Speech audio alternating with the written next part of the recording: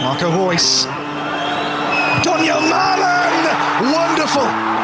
Fantastic from Reus. Jude Bellingham, that's excellent. Jude Bellingham, this is absolutely brilliant. Jude Bellingham! Absolutely magnificent.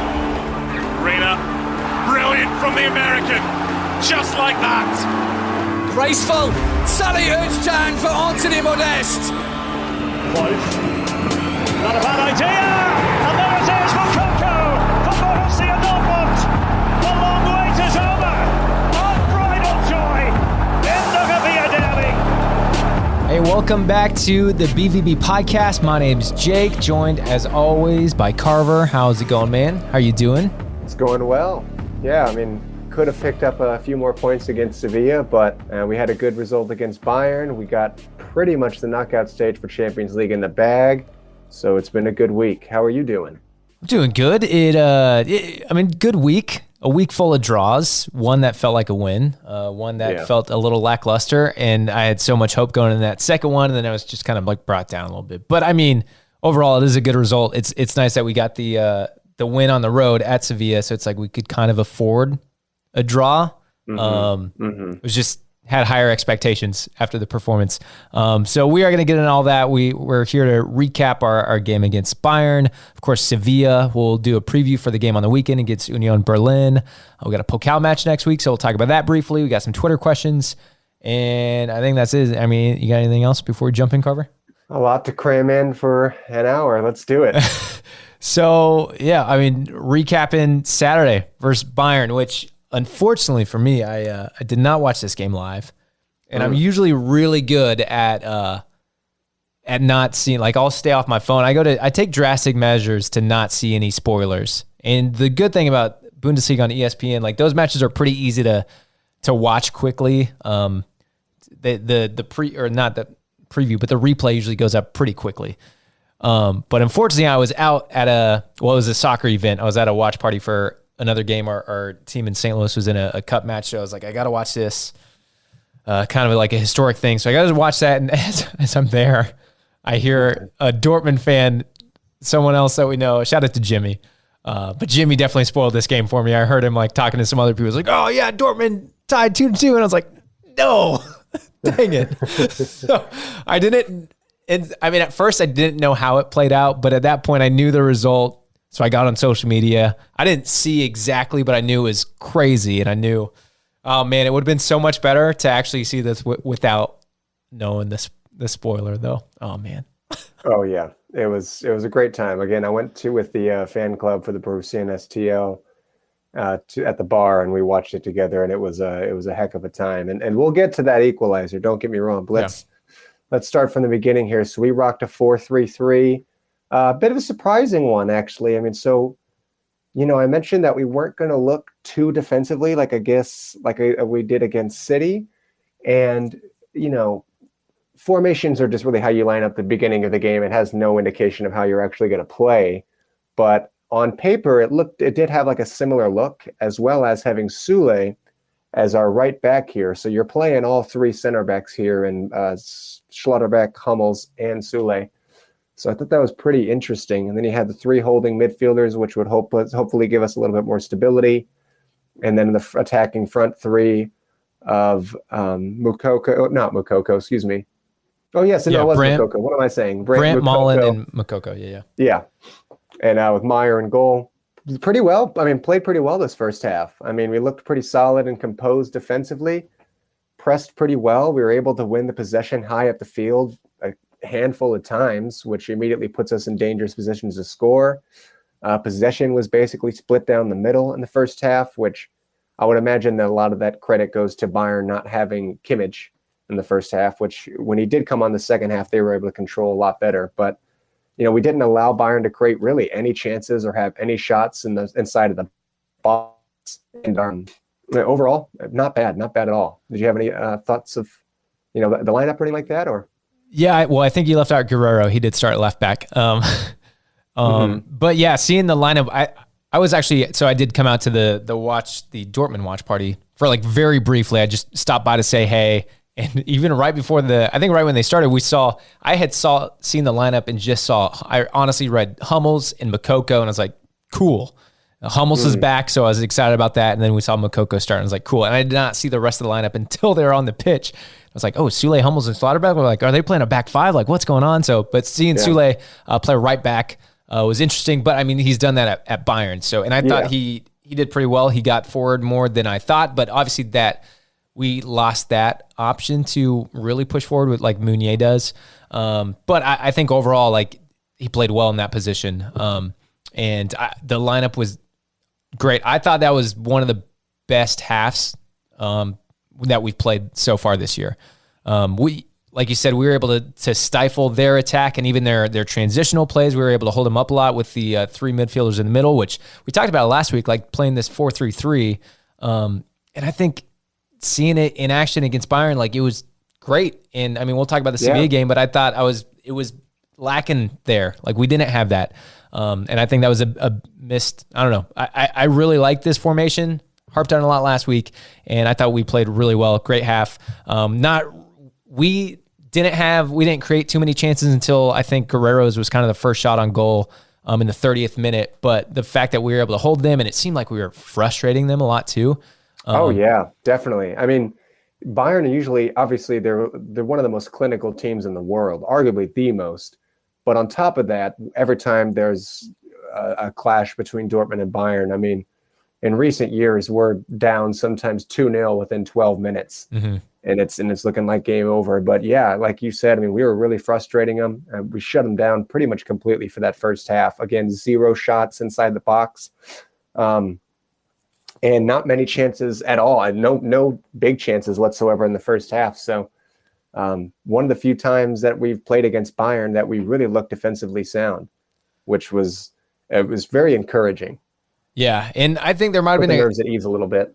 There was one, I don't remember what minute it was. This is me not being prepared again, but I remember taking a note. Like, there was one chance where they pulled us apart a little bit, but then like Bellingham was there. It was like we had our Bellingham stepped in and blocked the cross. It's like we were still able to hold up defensively, even when our back line maybe like fell apart a little bit. Like, we were still able to hold them through. Like, the only shot they had on goal was the goal, which kind of came out of nowhere. And I mean, maybe Meyer could have done a little better. Man, Olszan was so close to blocking that. It looked like it just skimmed off his sock. And so, yeah, maybe we could have closed down on that goal. We could have closed down a little quicker, but it's like we were right there. It was kind of, I almost think it was kind of a lucky, Meyer could have been in a better position, but almost like a lucky strike. It wasn't even that good of a hit. It's just kind of random that it went in, I feel. Yeah, both goals that were conceded that day really just comes down to Meyer. I mean, not so much the first one as much as the second one. The second one was a lot more savable, and it's just unfortunate that we had that kind of circumstance. I mean, I'm not really having a go at Meyer as much as I am just kind of being a realist and saying that this is a keeper that has never played in the Bundesliga, let alone the Champions League, and we're expecting him to be at this kind of high of a level every single game. It's just not realistic. Yeah. So it's just very unfortunate in that fact that they were probably going to have a lot more goes from a little bit further out to kind of test him, keep him honest. But I do want to say too, in the first half, Jude's first yellow, because I know that's where a lot of controversy comes in this game of, he should have been sent off. He should have been sent off. That first yellow card he got was it wasn't even a foul, let alone a yellow card. I mean, he won nothing but the ball, and it was a brilliant tackle. And I mean, of course, Musiala is going to flip over there, and it looks bad, I guess, if the ref is not at the right position. But no card, no foul, and he shouldn't even have been in position later in the second half with the kick against Davies for him to even be considered for a second yellow. Not even close. Yeah, in the post-match, not skipping ahead too much, but on that, in the post-match, that's something Nagelsmann pointed out. It's like, Jude probably should have sent off with the kick to the head on. It's like, I don't even think that was a foul. That was just like an unfortunate situation. But if you were to call that a foul and give him a card for that, which luckily didn't happen, the first one, he got ball, and Musiala just like ran over him, just kept running through, which I understand. Like, if you're running at the ball hard, like, it's not really Musiala's fault either, but it's unfortunate that Jude got the card there. There were so many cards in this game. And I think there's a lot of hard tackles, and that comes down to, I mean, it's a big match. These teams are going to be going at it. They don't like each other. So that's what we're going to see. But also I think it comes down to like the frustrate. Like I said, we're frustrating them. So they're going in with these hard tackles even more, maybe even sooner than what you might expect. And I mean, I don't know if it was nice to see. I mean, it was weird seeing the cards so early. There's like two ways to look at it. Like refs trying to get a little bit of control, which didn't really happen. It just kind of kept happening throughout the game. But there were 2 cards given to Bayern in the first 12 minutes in Sabitzer. I mean, 2 minutes with Sabitzer, and then again another 10 minutes later with De Ligt. And right after that was Bellingham's first tackle. I want to go back and say I do slightly disagree, unfortunately, and I do think the tackle or the kick to the head of Davies was a foul. Probably would have been a yellow card as well. I don't disagree with Nagelsmann on that, but it's a makeup call. I mean, plain and simple, it's a makeup call coming from the official, thinking that, he's not going to send him off for that, given he probably knows he messed up with the first call in the first half against Jude. So again, I don't really see a problem here in thinking that he should have had a red this game. Yeah. I don't know. I disagree a little bit. I feel like Davies was coming down a little bit. I just don't think it was that high, and I think Bellingham had every right to go for that ball. Davies did put his head down, yeah. But I mean, I feel like Bellingham's kick was a bit high. I mean, in most circumstances, and I would argue the vast majority of officials is going to call that for dangerous play. But irrelevant, though, again. I want to talk about our attack a little bit in the first half. Was a bit isolated at times. I mean, either Brandt or Moukoko not really having much support in the sense that, they didn't have options to really dish off to, and they were just trying to take on 2-3 defenders at a time and just 1v3. So that was a bit frustrating. But other than that, again, pretty decent half. That was pretty much the only criticism I guess I would probably put towards Dortmund.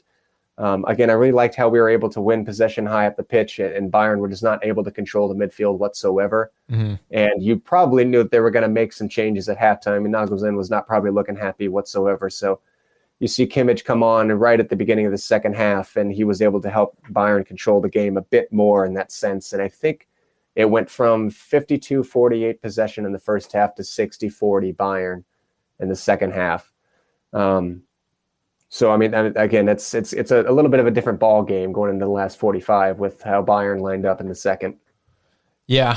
First half, though, or I guess at halftime, what were your thoughts going into it? Because I felt like we played a great half. Unfortunate to be down, but I was like so confident that if we keep playing like this, we're going to come back no problem. I wouldn't say we'd come back no problem, just because, I mean, nothing's guaranteed, especially against a team like Bayern. I mean, sometimes they could really, I would argue actually the vast majority of times in recent years, they're scoring against us against the run of play. I mean, we could be at them for 25, 30 minutes straight, and then they get one break on the counter, and then it's 1-0 like that. And then our heads drop, and then it's just kind of a bit of a downer for the rest of the game. So I was still a bit anxious. And again, they came out looking like a little bit of a different team with Kimmich. But we also had a substitution too in Wolf. And I don't know if you saw his shot in the second half. It was within the first 3 or 4 minutes, if I'm not wrong, maybe 5. It was 46 minutes. It was like immediately. On the first glance when it was live, I was like, oh man, that went over a little bit. And I wish he would have put that on target. But then on the second glance, Neuer actually got his fingertips to that. And God, that's got to be one of the best saves I've seen in recent memory. Definitely the best save I've seen this season so far in the Bundesliga. I mean, maybe there's been some other ones that I haven't seen that I'm unaware of, but that I've seen is hands down the best save. I mean, for Neuer to be already having his weight and his momentum going one way, and for him to get his hand up and have the strong fingers to tip that just over the bar. Yeah. I mean, that ball was fizzing at him. So that was a fantastic shot by Wolf. He didn't hit it with the outside of the foot, but it also kind of had like that outward bend or came back inward. Take nothing away from Wolf there. I mean, that's the kind of attack that we needed coming out in the second half. I mean, I'm not really having too much of a go at Sule here, but I'm not too big of a fan of having all 3 center backs start if we're not going to play a 3-back. I don't think Sule offers too much as a right back personally. I think he can definitely be an option if worst case we don't have anyone else. Absolutely. But I would rather have Wolf play at right back at the time for the time being. And again, he was able to instantly get up and look dangerous in that sense. Yeah, that's something we've talked about before, and I was kind of not arguing about it, but just something I was asking a lot, like where's our depth in those positions? And it's like Wolf is our depth in those positions. And I don't know for both fullbacks, left and right, because it seems like he's the only option. He's like the go-to. And so I don't know if maybe that's something they were working. It was just taking a while. It's like having Sule practice that in training to see, it's like, if we need you here, can we put you here? And if it just took a few games, 10 games to get ready to do that. Cause I mean, it's nice having that option. Wolf obviously gives us a lot more option going forward. But defensively, I thought it was fine. It was great. I would imagine Terzic's thought process was split between two things. Of course, we're going to probably try to have Sule on the pitch because it's Bayern.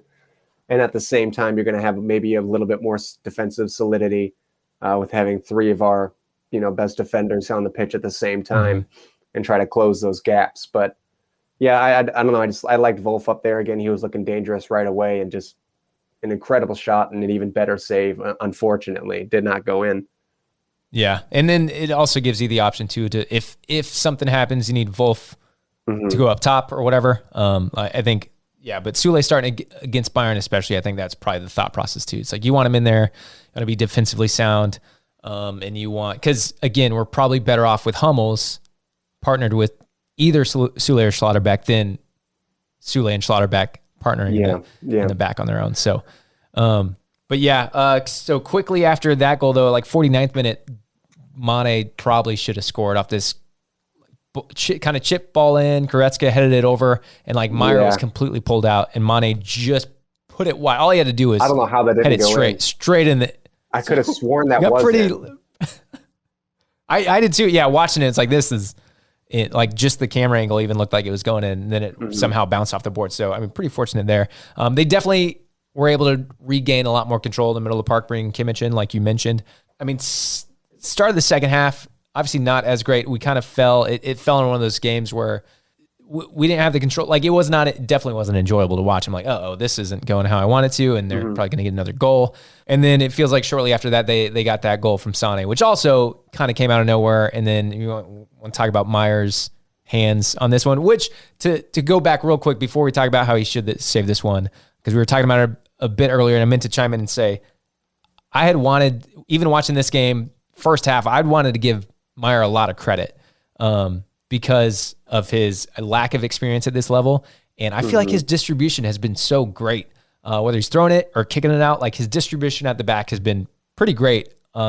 Just not what I would expect seeing him jump in at this level. Like he's surprised me. Of course, he didn't do that well. He let a couple goals in this game. But I think the other part of it, that's the most important part of his game, unfortunately. But I think he's looked pretty good with his distribution, especially. So I do want to give him some credit there. No, his distribution has definitely been impressive for the most part. His spell since Kobel has been out, that is something I had no idea was really in his arsenal. But yeah, a bit late to react to things, and also just didn't really have the best of hands when it comes to. I mean, he made contact obviously with Sané's shot, but just didn't have the strong hands to keep it out of the net. Unfortunately, now you're 2-0 down, and I honestly thought it was pretty much game over at that point. And we bring on Moukoko here. Or Adeyemi came on for Özcan right after this goal. At this point, I was getting panicky. This was a move where I was like, this isn't it. This is what we saw against Man City.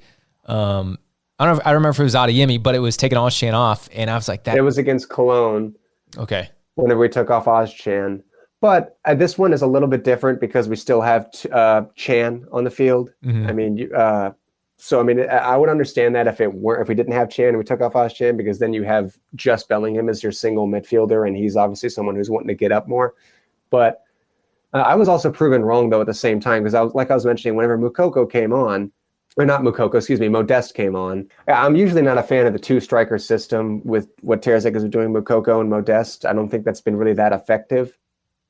But this game, they completely proved me wrong. I mean, within a few minutes of Modeste coming in, they were able to bag that goal. And it was a brilliant finish by Moukoko. Again, for someone at his age to have that kind of finishing ability, and that just to be that clinical in front of goal and have that killer instinct is an incredible quality, obviously. And we're right back in the game. And I was saying the whole time, right whenever Sané scored in the 53rd, I was like, if we could just get one goal before the 75th minute, we could be right back in this. I mean, then now you have only one goal to go, and you have the mix of Moukoko, of course, having the pace and speed to get behind defenders and make those runs, and also Modeste being there as a target man. And literally 74th minute, maybe a few seconds before the 75th minute, that's when we get our goal, and we're right back in it. Yeah. I do want to go back just this 10-minute span of when we saw Ozcan come on and Ozcan come off, Adeyemi go on. The beauty of this being a big game on ESPN is we got the full pregame, the full postgame. There's a lot of postgame stuff where we got a sideline interview with Edin Terzic afterwards, which I thought was really cool to hear him talk about this specific moment, this 10-minute span. Where obviously I think there was an interview with Chan too, talking about the 4-3-3, trying to, and their goal with that is to be tight, be hard to pass through. And that's what we've seen in these last few games when we played it, and it's looked really good. But Terzic on this note said, we played, I don't remember the words he said, if it was like hectic or crazy, but like kind of this crazy style that you don't want to play against Bayern. Like you can't play the whole game against this, but it's kind of like this calculated risk. Like I'm going to throw on another attacker, leave it a little more open in the middle, but we're really going to press hard and kind of the Gegen pressing. And we're just going to go hard and kind of be sporadic and crazy. And we can really only do it for like 10 minutes. And hopefully it pays off. And it did. Like it worked perfectly. Of course, Modeste came on a little bit later to add to that, to change it up a little bit. But yeah, it worked. And it was really cool. I think it sets me at ease knowing like his calculated risk or his thought process behind it, because we can sit here and be like, oh, what are you doing? Like, how are you managing the game? But like, I don't know, it put me at ease, and obviously it worked. So I thought that was really cool to hear and something to look out for moving on. But yeah. Yeah, it's a big roll of the dice, of course. And again, I wasn't a huge fan of the two-striker system normally, but the team as a collective really buys into what Terzic is selling here. I mean, they really are a fan of, having him at the wheel. I mean, it looks like we had the team spirit to actually go and bag another one here. And you mentioned Adeyemi coming on. That was arguably Adeyemi's best game so far in a Dortmund kit. I mean, he was electric. Of course, he brought on so much more pace that was much needed. I mean, he cooked Bayern's left back that came on. It was now escaping me who came on for Davies. Stanisic, excuse me. I think it's one of their new players that they bought this summer, if I'm not wrong. But Adeyemi, just absolutely cooked him the entire second half when he was on. And we want to talk about the equalizer goal. Well, okay. First, we have to talk about the one that was not an equalizer in the 83rd minute, which is off that play of Adeyemi just smoking a dude. And I want to give some credit to Adeyemi. I think we had a Twitter question about Adeyemi, so I'll probably jump into this again a little bit later. I know we talked before about, obviously he's young and he played in the Austrian Bundesliga last year with Champions League experience, so he has that. But his real trait is his speed and just being able to run past guys. Maybe he can be a little predictable. And obviously he still needs to work on like that really like football IQ, like those real like intense game time situation decisions and what is the best option. But yeah, when I think why you saw him play so well in the Champions League last year, if you watched him a lot, it's like he like lives for these big time games and these big moments. And that's when he can get, like, he's not a guy who shies away from it, like makes him play better, makes him run faster and harder.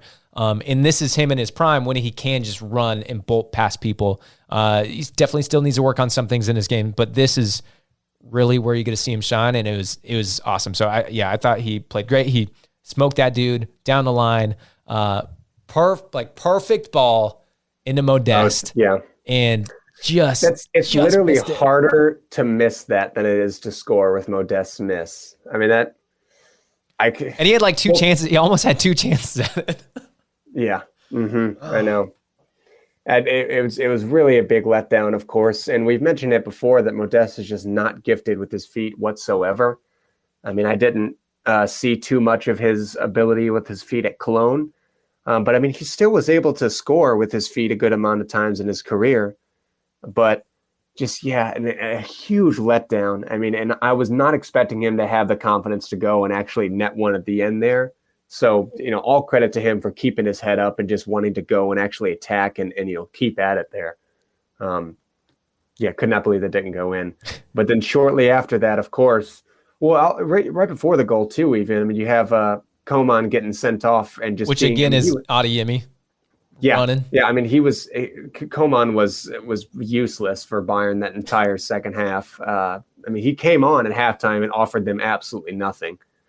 So I mean, and I was on the Bayern subreddit and people were bashing him for how poor of a game he had. But of course, that opens us up now. I mean, we already have an extra attacker up front, and now they have a man down. That's going to be even more of an opportunity for us to actually go and get an equalizer here.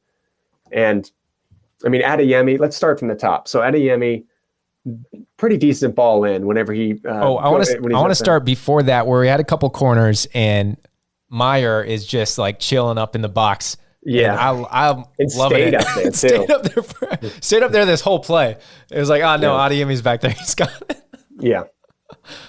Yeah, he stayed up there. Adeyemi whips it in. Luckily, I don't think anyone got to it on the first bounce, so. It goes right over, I think it was Pavard, if I'm not wrong. And man, I cannot get over. I watched the turn of Schlotterbeck close to 100 times now, and I'm not exaggerating. I mean, for a center back to do all the things that I'm about to say are just, it's uncanny. I can't remember the last time I've seen center back have that kind of ability and ball control and composure, but for him to do like a sliding tackle to keep that ball in. And if you watch the ball, he gets such a good touch that the ball actually spins, so it just kind of sits in place almost and rolls a little bit to him. And then he gets up and he takes a split second to breathe and just kind of wait. A lot of people online were saying like they were just kind of launching in already, and rightfully so. You have the nerves going through you, and you don't know how much time is left, and you're getting closed down. You just kind of whip it in real quick. But no, he's cool as a cucumber. And he takes that split second to wait for, Modeste. And I forget who else was also in the box at the same time.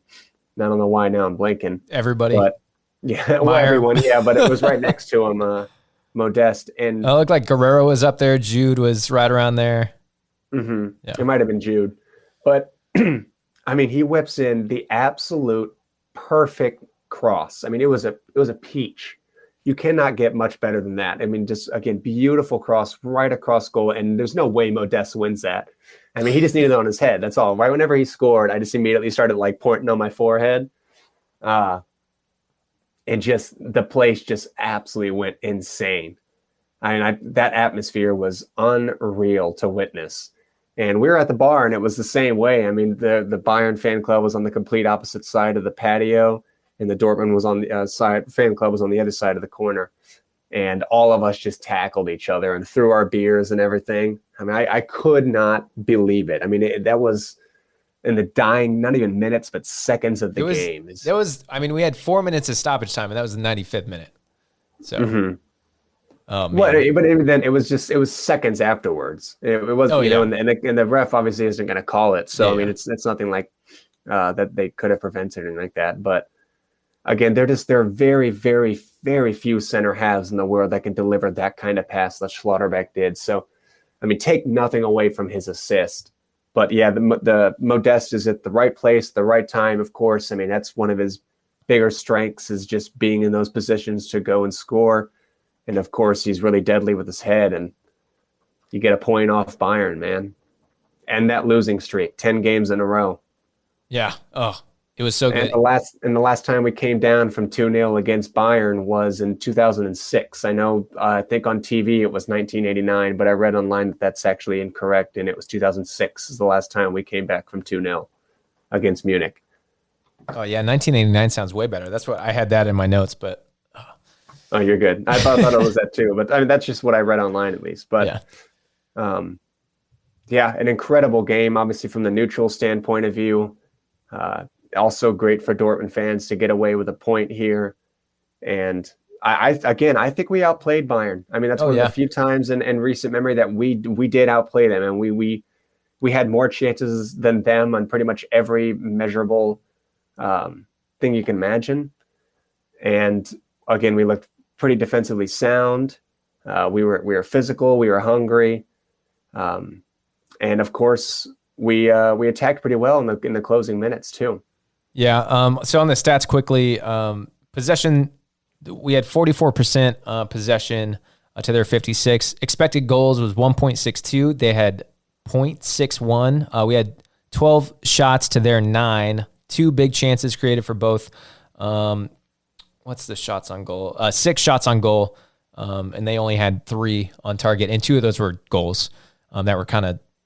We talked about the goals. So yeah, looking at that first half, like we dominated that. There was that span in this like at the beginning, maybe first 15 minutes of the second half until they scored, and then that's when we like we went into that like hectic, crazy mode to really just go hard. It resulted in the goal. So yeah, majority of the game, it seemed like we were on top of it and winning. And even in the end, when we got the 2 goals, obviously it was just like nonstop pressure and nonstop chances. And I want to give a shout out too for our midfield, because they played their hearts out, and Brandt included. I mean, Brandt yet again showing how his work rate has improved dramatically this season. And everyone that was commenting on our reel that we posted a few weeks back haven't actually been watching the man play at all this season, because he has been proving them wrong consistently 90% of the time this season with his work rate. I mean, he's tracking back. He's constantly putting teams under pressure. I mean, he's running hard. He's getting into tackles. He's putting his body on the line. That's something that we haven't seen Brandt do at all in the last few years. So, and the players are really buying into what Terzic is selling. I mean, them always embracing him after, different goals or just every single game. It shows the connection that he has, not only with the squad, but the club as a whole. I mean, this man really lives and breathes Borussia Dortmund. Yeah. On Brandt too, watching this Bayern game, I was like, man, Brandt is fantastic. And I was like, I took a note. I was like, I need to go back and look at his stats, because I didn't have him pulled up during the game. It's like, and before we record, I want to make sure I look up his stats, because it just seemed like he was playing so well. And then I was looking, his stats didn't look that great. But what I remember, because he had accurate passes was like 59%. I was like, that can't be right. Yeah. But what I was seeing, it was like he was putting the ball in such good spots. Like, I don't think it was more on like the player not getting there, or like his through ball just missed or whatever. Like, but he was creating very dangerous situations and just had a ton of great balls in. They weren't always accurate, but I don't think that was always his fault necessarily. But he was putting the ball in very dangerous positions and creating a lot. And although like his stats overall didn't look that great, he did create the most chances in the whole match. So. Yeah, I was going to say that too. And really with his passing, I mean, I feel like that's easy to judge on paper. But if you watch him in the game, again, it goes back to him not really having any support. So he was just, trying to do what he could against 3 or 4 different Bayern defenders at a time. But I mean, a lot of his praise also comes from his work and movement and winning off the ball. Yeah. I mean, it really is just, how he was pressing and, putting in the defensive work. I mean, and the dirty work. I mean, that's something that I really admire him for, actually trying to improve in his game. Yeah. And I mean, that was one thing that pointed out that stuck out to me in the Sevilla game too. He was everywhere. He was running like a lunatic, and I've never seen him work that hard before. And then on the Bayern game, just quickly, like defensive stats, he won 2 out of 2 tackles. He had 1 interception, 4 recoveries. And then ground duels, he only won 3 out of 7, so 43%. And then aerial duels, 1 out of 3, but he's like getting stuck in. That's just something we didn't see much. So I don't care if he didn't win all of his ground duels. If he's getting stuck in and working hard, like that's what we need to see from him. And you add that to the creative aspect of his game and his ability to pass. Awesome. Completely agree. And again, that just a great result. To break that losing streak against Bayern at home, no less, in that kind of fashion at the end there. For anyone bashing and saying that, like, oh, we're celebrating a tie or anything like that, it's like you want to police passion in football. Is that what we're trying to do here? That's why this game's great. Piss off. That's why this game's great. Like, you can have the people. No one listening is gonna think this because they're all listening, but the people who just shit talk football, soccer, and like, oh, you can tie. It's like, yeah, but a tie can be the best win ever, or feel like a loss, which it's a Sevilla good result. Yeah. kind of felt like that, but the tie felt a little bit different against Sevilla here. And do you want to go ahead and start to transition into that one? yeah, we talked. I mean, I'm not gonna say we talked about this game enough, because we keep talking, because I mean, this is a fantastic game. I'll talk about it forever.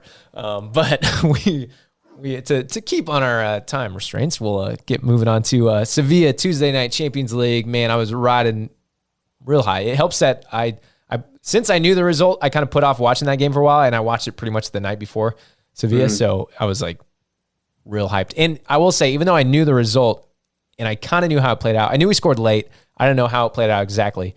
Even knowing what was going to happen, I was like, oh, 95th minute, this better, all right, this is where it's going to be a goal. Yeah. I was still like jumping off my couch going crazy. So even knowing what was going to happen, it was still unbelievable. So jumping into Sevilla, Kobel back, and we'll talk about his save. But so Kobel's back, starting in goal. We had Meunier back, starting at right back. Sule and Hummels, our two center backs, and Tom Rota got the surprise start at First left back. First Champions League start ever. First Champions League start. Is he 17 still, or is Correct. he 18? Saw Bellingham and Özcan, two holding, and then Adeyemi, Brandt, and Malen, and Modeste up top. So it was back to the 4-2-3-1. So with this lineup, my first thought, I think more the Rota starting was, and maybe, I don't know. Seeing this, I was like, I mean, it's okay, like resting, definitely letting Guerrero rest. And just with that, like we had some good options to come off the bench too. And your thoughts on the? I mean, everyone needed the rest in this game. I mean, of course we were riding that high, and I think every Dortmund fan is really expecting us to go out and try to get a result. I mean, which we did try to get a result out of this, but like look a little bit more high energy. But I mean, you gotta realize that these are human beings, and on top of that, Sevilla, this is their last chance to have any sort of real shot at getting out of the group. And on top of that, you can have the talk about the quote unquote new manager buff, if we want to call it that. With them firing Lopetegui last week, and now they have a new manager that they can kind of try to get behind. So that's good. Sevilla is also, of course, just a tough opponent in general. So, I mean, our players are just completely gassed coming off of a huge game like that. Then you have Champions League just a few days after that. It's going to be tough. Before we really get into this, I want to talk Modeste a little bit. We probably didn't give him enough praise for that Bayern game, which obviously he came on and got an assist, got the goal. And the goal, yeah. And the goal. Because last week we did talk about Modeste a lot, and specifically, like you gotta bench him. I said he's gotta come on as a sub and start proving himself, which he did. All credit to him. And in no way I'm like, I said it last week, we're not like hating on Modeste, but from what we've seen, like give Moukoko the chance, like let him run with it. So coming into this game, were you a little surprised to see Modeste back out there? Because I think, I don't know, you can go both ways, but this was also just a complete formation change, so maybe that's why you throw Modeste up there. But it was back to it was back to what we'd seen before. And I don't want to discredit anything Modeste did in the Bayern game, but maybe him not starting did give him, like, that's what you can see from players too. Like if they get benched, they're going to come on with more fire almost. Like you see that all the time. No, I honestly completely agree with you. I mean, of course, it did look a little bit similar to how it was before. I mean, we looked pretty disjointed. It's difficult to get Modeste involved. We've been saying this for weeks now. And of course, we also conceded a really stupid goal early on coming from a set piece. I mean, this has been a glaring problem for us for several years now. People were wondering online for the past few seasons if the club has invested in like an actual quality set piece coach to hopefully help us shave off some of those idiotic goals. But I mean, us getting down early on. And also, I mean, what's also been a concern for me is our ability to actually work with attacking set pieces as well this season. I mean, we've been struggling to score whatsoever from corners or just free kicks from the other side of the field as well. It just looked really toothless with attacking set pieces, and also very scattered, unorganized, and not focused on defending set pieces either. I mean, we struggle to mark really. So, I mean, it is just kind of what you're saying. We've seen this before, conceding early on, and we've got a game to catch up to now. I mean, you would think with the height that we now have in our squad, and we have players that are capable of getting headers onto or getting ahead to some of these free kicks that we have now. I mean, of course, you have Modeste in the squad now, and instead of Akanji and Zagadou, credit to both of them and having different decent aspects of their game. They both were pretty horrendous in the air, Akanji and Zagadou, and now you have Schlotterbeck and Sule, who are both pretty much miles better in both those senses. And of course, like I said, Modeste also. So, I mean, you would think that we would be a little bit more dangerous, but unfortunately, that's just not really the case at the moment.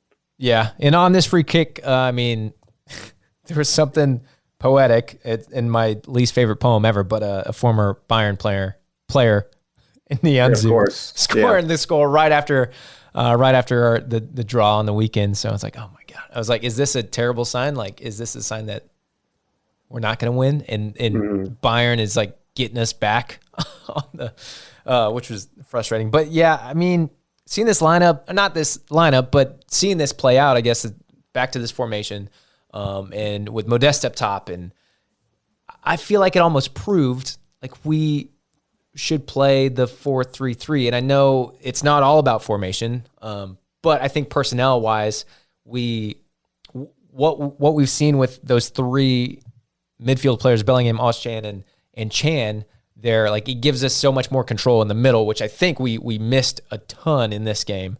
Obviously, like, Bellingham and Özcan are great players, and I think I love Özcan. Like, every week after week, we don't give Bellingham enough credit because you just know, like, he's going to be Bellingham and amazing.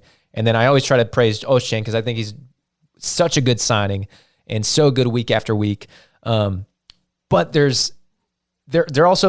great moving forward and creating that pressure. So when you have Chan sitting there and give them the ability to help us in our transition play and just to intercept everything in the middle, like, we really missed that in this game.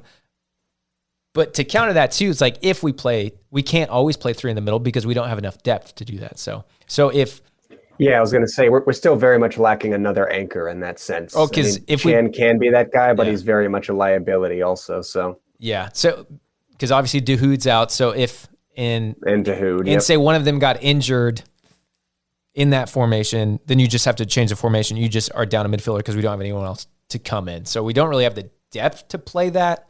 Maybe that's it, but I just felt like it was it was back to the lackluster Dortmund that we had been seeing. So yeah, so we got back into the game relatively quickly. I mean, Jude just doing Jude things. It was a brilliant goal by him. He's gotten 2 man of the matches in a row in the Champions League, and I think he also has 4 and 4 goals. I was to say also all the goals so far. I mean, the man just loves to score in the Champions League. But besides that, I mean, I was looking at the clock in like the 32nd or 33rd minute, and I'm like, man, we completely wasted a half hour here besides that goal. I mean, just really unproductive. Again, disjointed in attack. But again, it's our players are just so gassed. I can't really continuously having a go at the squad for just how tired everyone looked. And given how many injuries we have, we just don't really have the personnel to keep that energy up for every single game that we're playing.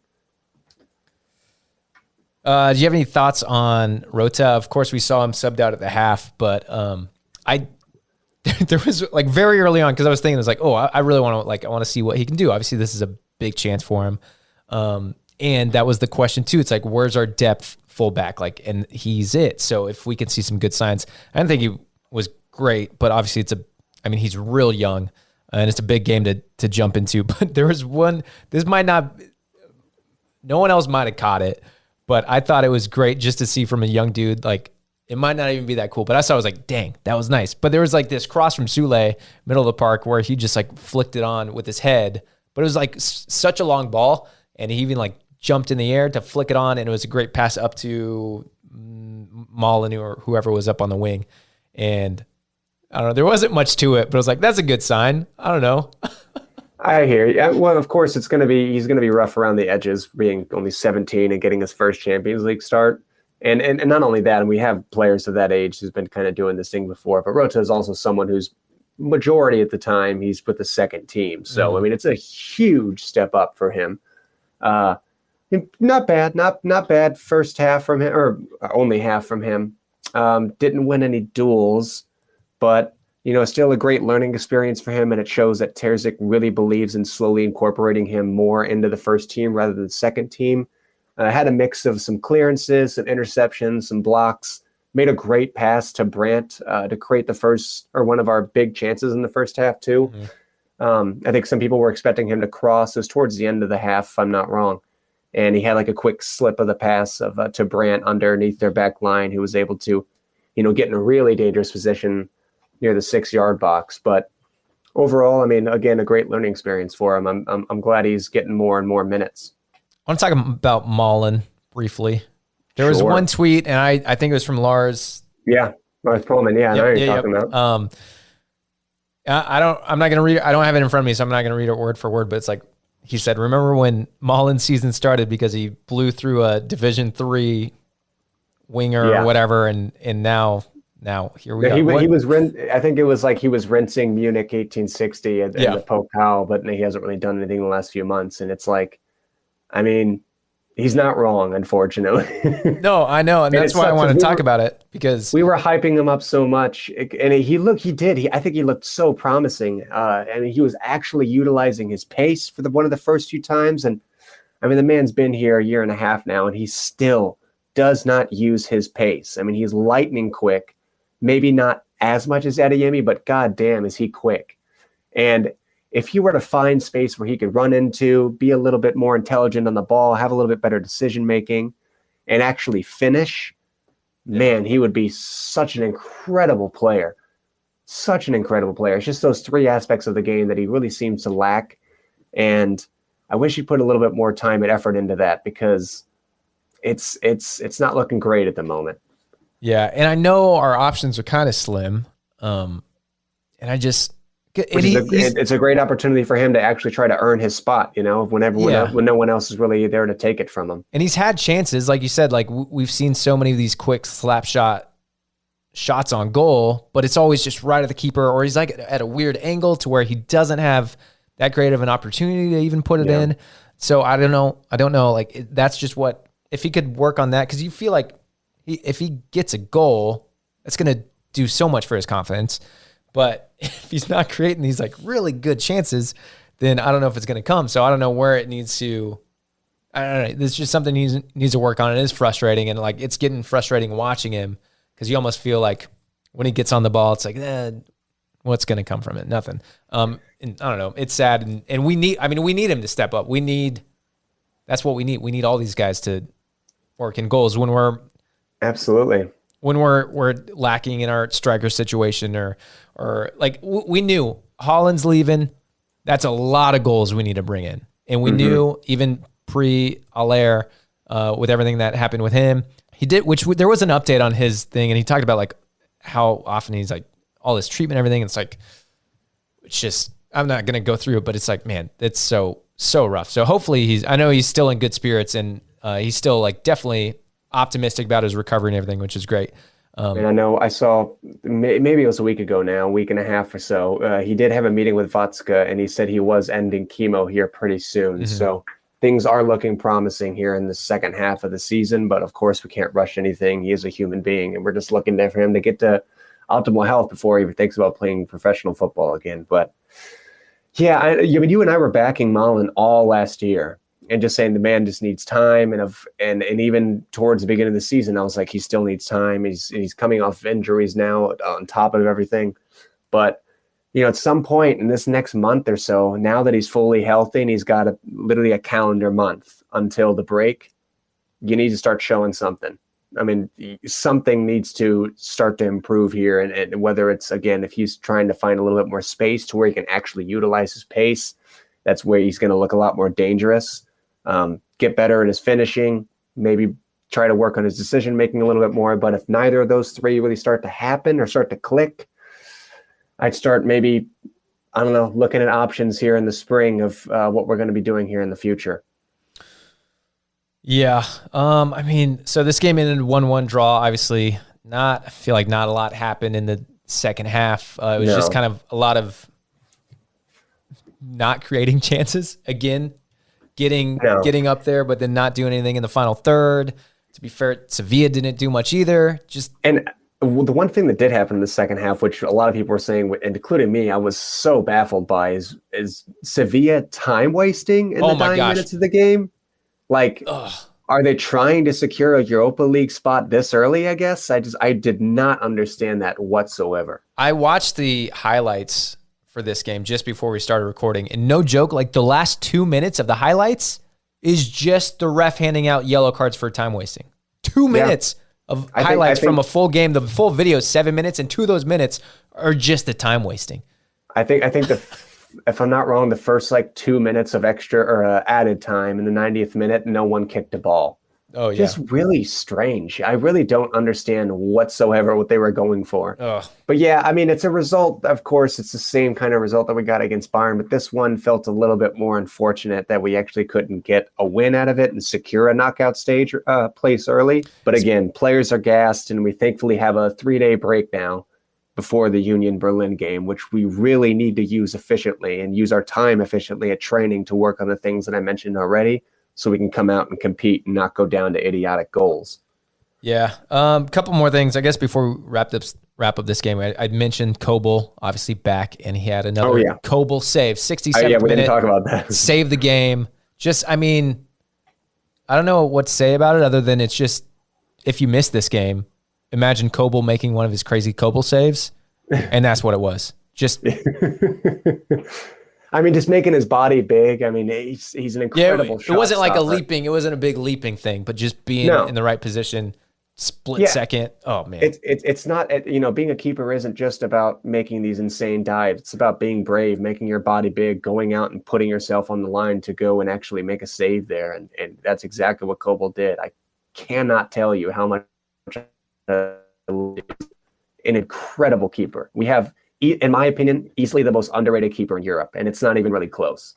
I was going to ask you where he stands in that, so I'm glad that you said that. When it comes to being underrated, I think he's at the top. I don't even think it's close.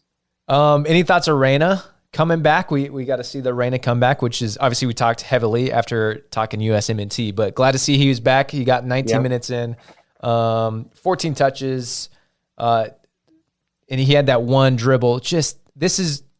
It wasn't as big as the Reyna versus Mexico dribble, but it was this is just what Reyna can do. I was just about to say, Reyna just being himself, really. So Kobel being Kobel, Bellingham, Jude being Jude, Reyna got to be Reyna for a little bit. Reyna being Reyna. And I mean, that could have been a goal too. Just for you. This is why I was like, guys, I'm so smart about talking about soccer. Let me do a podcast. Yeah.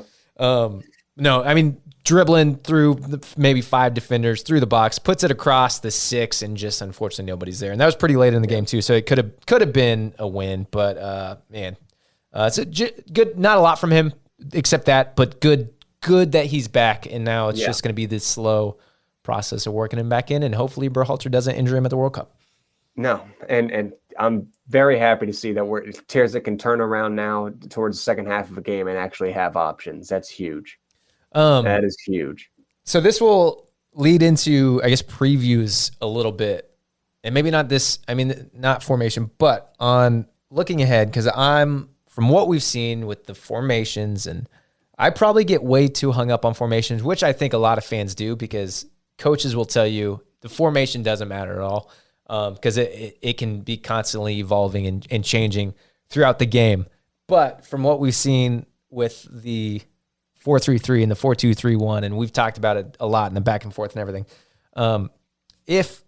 So obviously Man City we're not previewing Man City. That game's not till October 20. Yeah, October. It's like, what month are we in? October 25th. So we got a ways till that. I know we had some questions about that. But obviously O'Shan is out for that game. So if we were to see a 4-3-3, what are your thoughts on like Royce playing in a 3 in the midfield, or Reyna playing in that position too? I mean, I think both have done it before, maybe even under Terzic, if I'm not wrong, whenever we were first under him 2 years ago now. I mean, both are definitely able to do so. You can slide Brand in there too. Yeah, and also they can switch between that and going up for a bit too. If Bellingham wanted to go and have a go at playing left wing for a few minutes, and obviously Royce has the work rate to go and save us and play defense. So I think it's definitely feasible. Yeah, and so I'm curious if maybe we'll see some of those attacking options, because I think those would be the people to do it, is Reyna or Royce, and obviously they've been out, and then Brandt, but I think in this game, obviously, you want Brandt up top to keep doing what he's been doing. So yeah, we're really going to need some again to really use our training time efficiently here to also look at the attacking aspects of our game. And we're going against the best defense in the league. Berlin has only conceded 6 goals so far this season. That's 2 less than Bayern, and they've had a handful of clean sheets in a row now. Thankfully, they have 1 less day rest than us. They're playing in the Europa League tomorrow against Malmo. Yeah, other than that, I mean, they're going to be a really tough opponent, and we're not at home either. So, So fixture last year we won 3-0, but obviously they're a completely different team this year. It's going to be tough. I remember even last year, like the atmosphere in their stadium is pretty rocking. I mean, it's just Bundesliga, but it's pretty special there. It's actually a few years back when they first were promoted. In 2019, we lost 3-1. And I remember watching that game, actually, distinctly pointing out their atmosphere and being like, this is one of the most intimidating atmospheres I've ever seen outside of Dortmund. I mean, that place was absolutely bouncing, and just incredible fan base from them. So, I mean, it's going to be a tough one. Yeah. And I mean, not only like they're top of the league. Like it's not like, I don't know. I think we're far enough in the season, obviously, that like you can look at the table now. It's not like 3 games in, top of the league. Like they've been playing well, pretty consistently. It's a hard place to go. It's gonna be tough, and I think they're definitely gonna be up for it. I mean, they've been up for it against everyone else they're playing, but to play, including Bayern, but to play another top team, it's gonna be tough. I'm gonna go. I can't say a loss or a draw. I might. Oh, I did call 2-2 draw versus Bayern. I had no idea it was gonna play out that way. I don't know what was gonna happen. We needed something crazy, and it worked out. But I'm gonna be optimistic and say 2-1. I was actually gonna say, if there's one game that for some reason, I have no idea. Maybe it's just the pure hope, which is going to kill me in the end. But I do think we might actually scrap a win out of this one as well. Finally having some available personnel coming back here. Looks like we can use both of our strikers in different ways. I think we can pull out a win here, but it's definitely not going to be easy. And thankfully, in a general sense, we're finally reaching the end of this insane stretch that I mentioned back right at the beginning of September, if I'm not wrong, where I said, look at every game we have coming up, and it's like 2 games in the Champions League that are going to be difficult, and then you have the Riviera Derby, and then you go away at Cologne, and then you have Sevilla, and then you have Munich, and then you have Sevilla again, and then Berlin, of course, who's at the top of the league. Then you have a Pokal game right on top of that. So thankfully, right after this next week or so, we're going to slow down a tiny bit. Yeah. So I was okay. Berlin is this Sunday. Like you said, we're away. The kickoff is 11:30 Eastern time. And then Wednesday, like you said, no Champions League next week because we are back in the Pokal against Hannover, another road game there in the 2 Bundesliga. I do have to give a shout out to Jonas, who is basically my brother. He was a foreign exchange student from Hannover who lived with my family for a year. So I got to shout out him because I'm pretty sure he listens, and he's from Hanover. So nice. Thank you for listening. I hope Dortmund, I mean, obviously he listens. I think he's a Dortmund supporter in some way, but I hope this goes our way, Dortmund's way, not Hanover. Sorry, Jonas, but I love you. So that game is Wednesday, 12 o'clock Eastern. Yeah. Sounds good. Do you want to grab a few Twitter questions before we get out of here? Yeah, we'll do some Twitter questions and another shout out. That last one for Jonas was kind of spontaneous because I forgot Hanover. But we had another shout out for Jesse, who listens from Wisconsin, new to the podcast, new listener here. But reach out, send us a really nice email. So just shout out to him. I'm glad that he's here, and I'm glad that he's listening. Everything he said was amazing. I don't know if Carver, you have anything else to add, but thanks, Jesse. No, I read the email too. It's very kind words. I'm everyone that's reached out to us so far has said, like, I'm a new Dortmund fan. I've just been trying to learn as much as I can and everything. And that's what the show is all about, trying to find a place for people around America or really anywhere in the world to come and enjoy and vent and overall have a good time with a collective as a fan base. Yeah. I love engagement with every one of the listeners, honestly. Yeah. And I'll say just one more thing for the Jesse thing. Jesse kind of told us how he got into Dortmund, and he was like, yeah, I'm a fairly new fan. And I replied, man, I was like, dude, I think you've been more of a hardcore fan. You've been a fan longer than I have, really. Like, I'm very new to this. So, which is why, like, we just want to, like, never feel like, I don't know, you're such a noob of a fan that you can't reach out or just say anything. Because I'm very new here. I guarantee most people listening have been fans way longer than me. So, yeah. But yeah, let's get into these Twitter questions. First one is from Zaheen.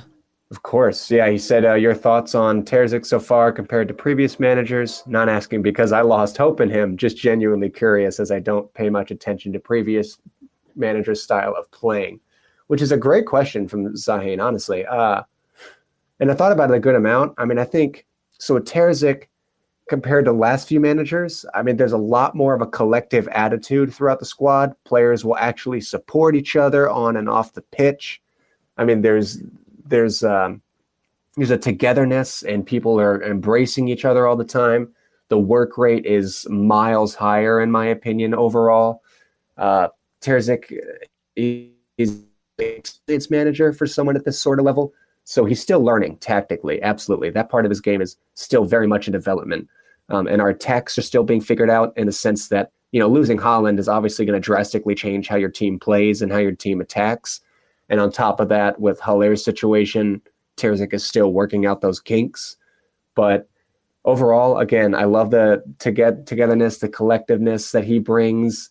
And believe it or not, I think we look more defensively stable on a more consistent basis than the last few managers in the recent years. I mean, I don't know how much of a hot take that is, but like just today, or yesterday, against Sevilla, like we would have lost that game last year under Rosa. Me being the new Dortmund fan, I don't have a lot of experience to pull from, but I guess versus Rose, I would agree with everything you said, especially about the togetherness. I think that's the big difference.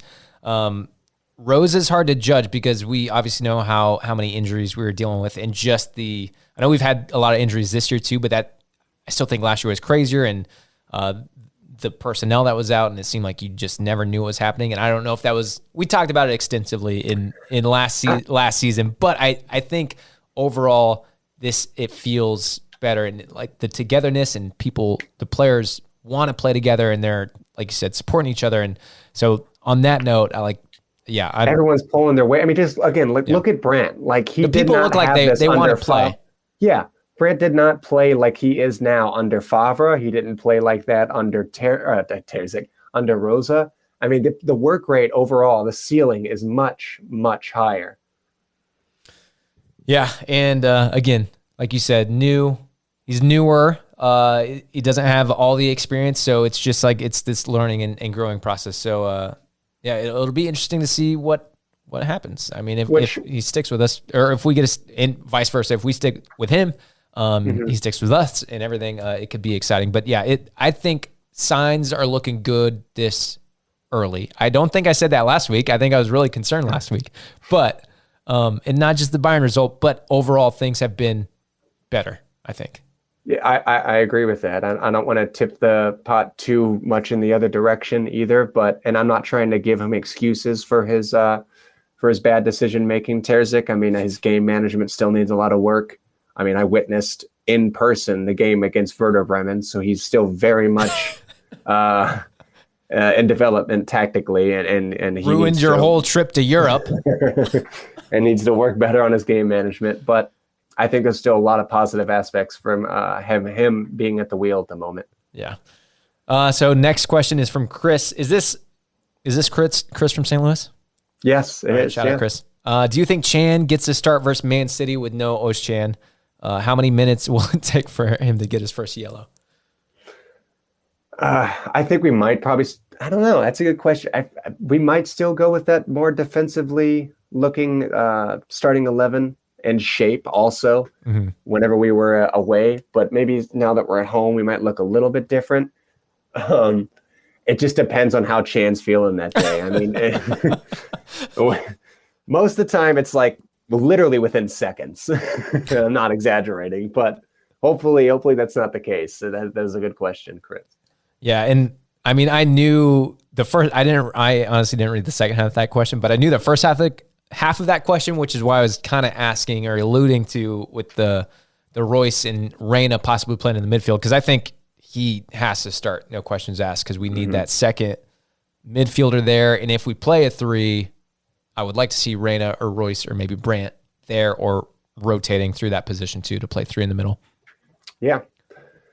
And then last one here from Karim Dino, which is a funny Twitter handle. He said, "Do you think we need another?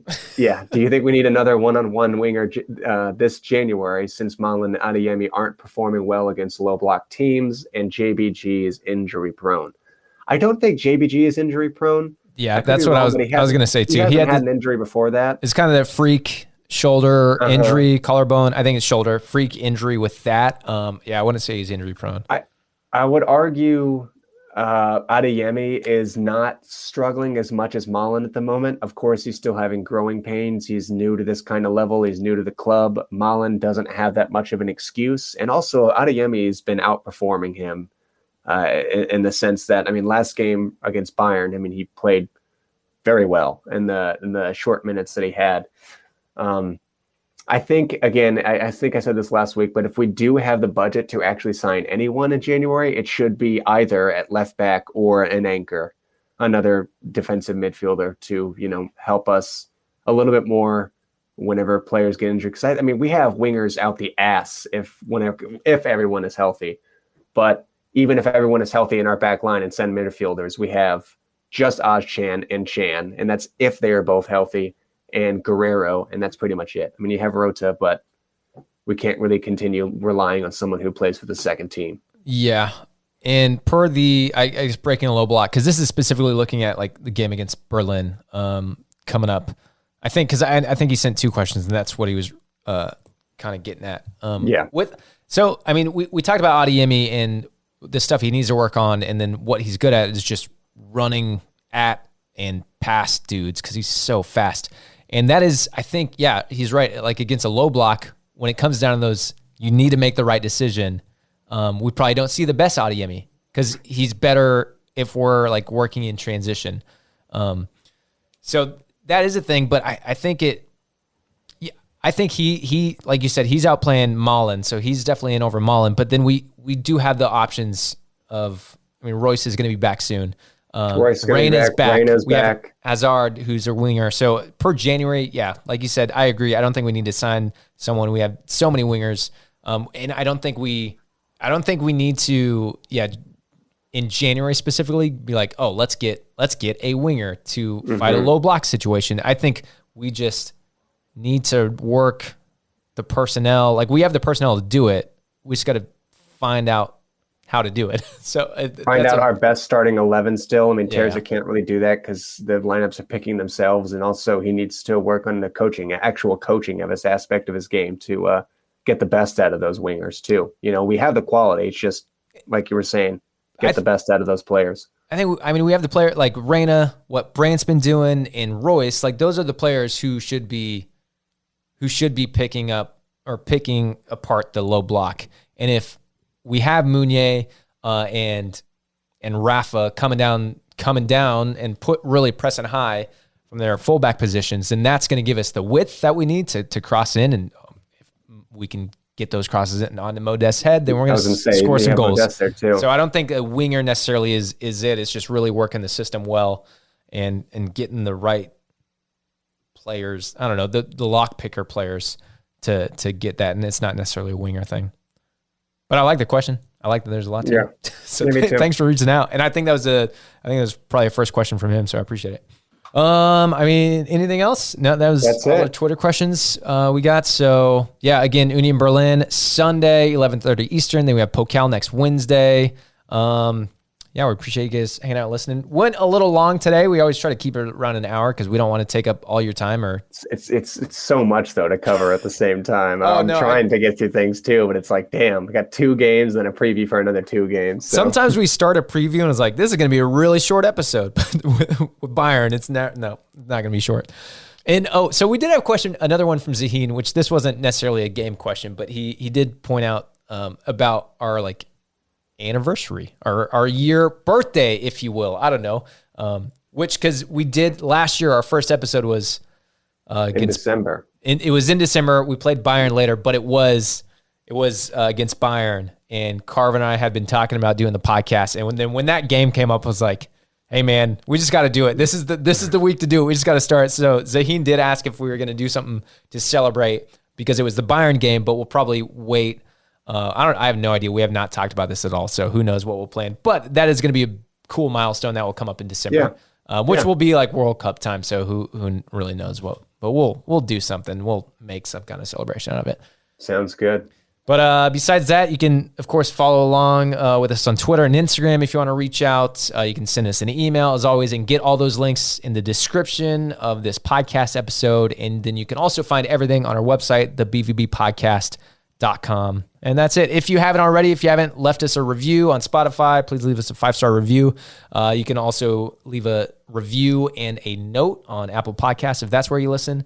If you want to leave a review everywhere, that'd be awesome too. I think that's all we got. So appreciate you hanging out. Thanks for listening, guys. We'll see you later. Bye.